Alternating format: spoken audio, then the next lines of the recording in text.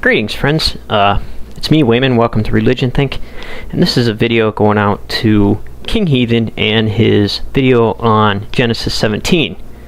And Heathen, I'm not crazy or anything, but I'm just sending this video in to attach to yours because your video, even though your video was made to antagonize evangelicals and Christians, it set me off on this huge research project. So just bear with me, and I'm gonna go through a little bit of what I found, because this is pretty interesting. It might be a bunch of BS, but I'm just gonna show you how Hebrew can impact how you read the literature. It's just amazing. So I know you had your comments on what the literature was and how you viewed it. This is going to be a non-theological point of view. So I'm not here to proselytize at all, but I just get excited about this stuff, about history and how it applies and blah blah blah. Anyways, 17:1, and it came to be when Abram was 99 years old that Adonai, or Yahweh, appeared to Abram and said to him, "I am El Shaddai." What's interesting is 99 years.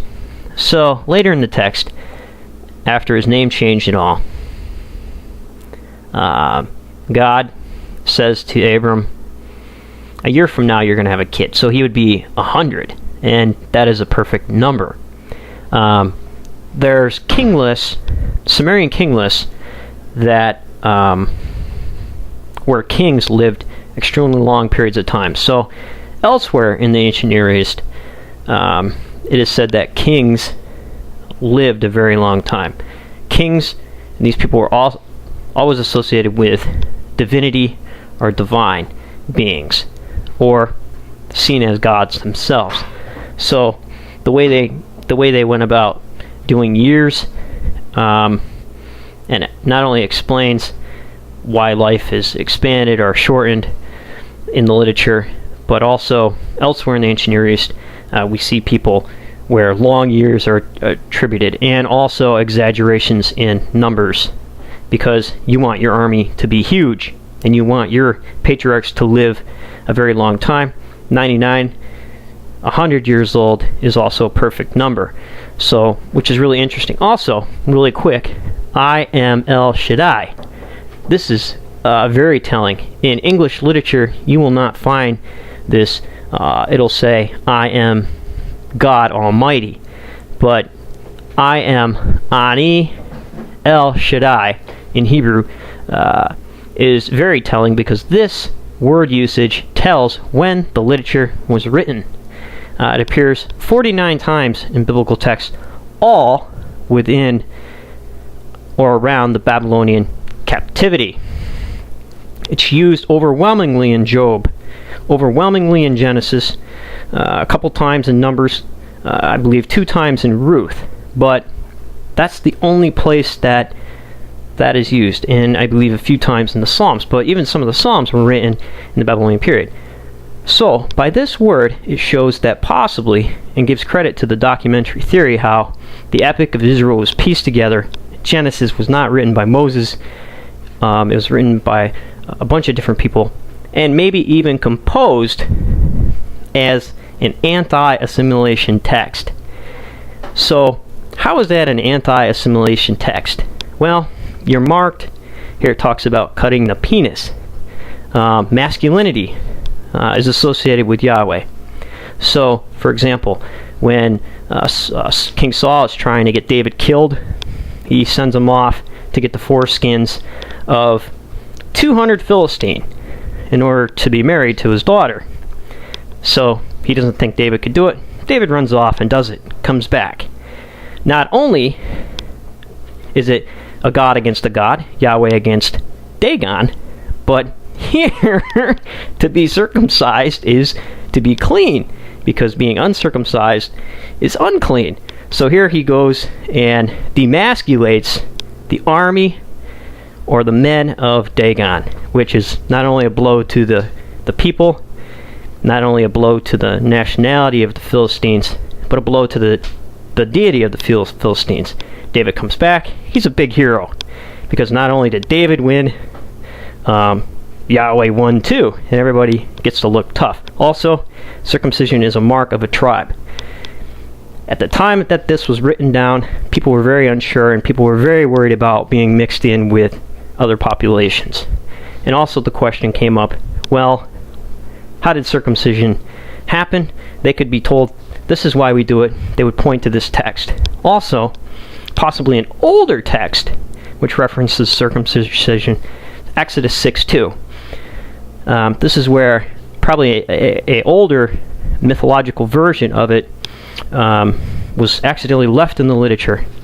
In 6:2, God comes to kill somebody.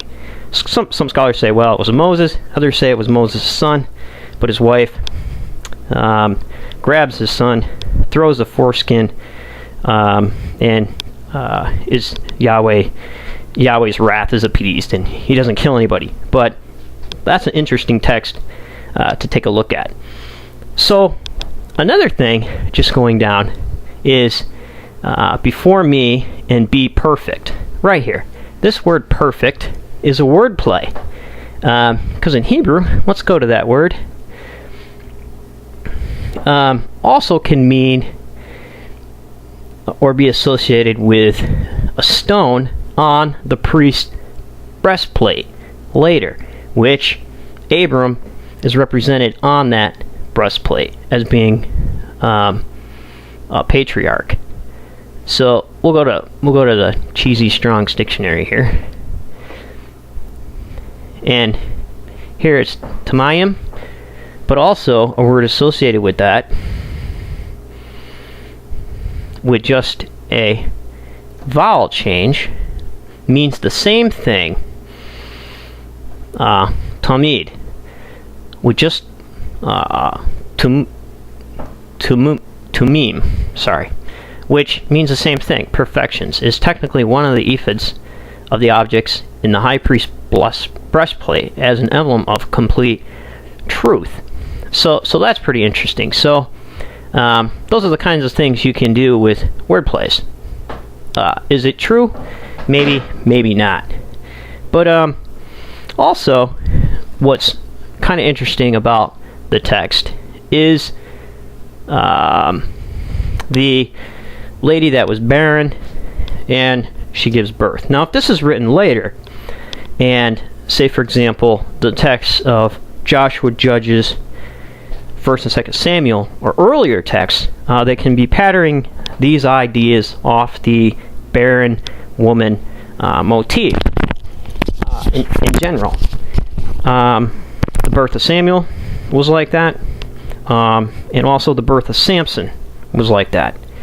And later, of course, in New Testament ideas, Jesus and the whole thing with Mary.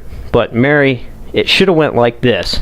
It should have followed this motif, but they did not go that way with the New Testament literature.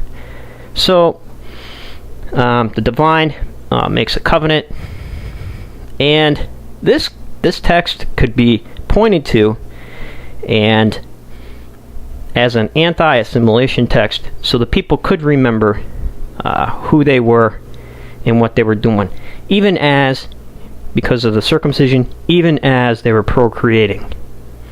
So here, the divine, through a covenant, makes the people conscious. So they're taking a step up, so to speak. However, there's a risk with that step up. Becoming conscious means that you're forgetting about your primitive instincts. And that's what's happening. Israel is trying to stay conscious as a nation by writing this epic. So it's very fascinating, and I'm going to put links to all this information, and check out the documentary Hypothesis. And also, circumcision, yes, it's a big issue. Do we need it? Do we need to do it today?